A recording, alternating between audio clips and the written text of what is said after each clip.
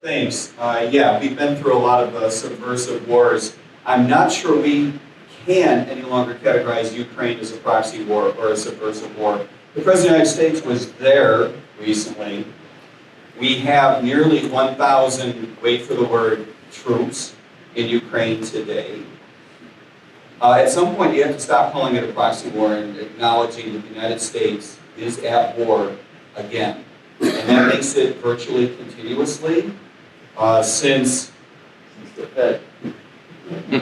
Yeah, see, I'm going back. Well, no, yeah, okay, well, at the very least since the late 80s, right?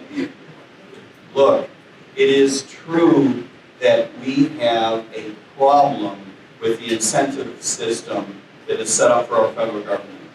Politicians are taking resources, and too often our very lives, in order to conglomerate power to themselves and to use it in a way that advances their particular incentives and advantages at our expense.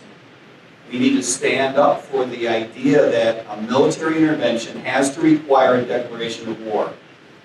I would go one step further. I would say a declaration of war should be subject to approval by the states. We must make this as difficult as absolutely possible. And by the way, sending $112.5 billion to Ukraine is a military intervention. Let's not be silly about this. Much of what we're sending to Ukraine is manufactured specifically for them. This is not stuff that was laying around on the back porch of Funk and Wagnalls in some residential city in Poland. This is stuff that we're manufacturing today in order to send over there, the same way we would if we were at war to defend our borders, which we're not.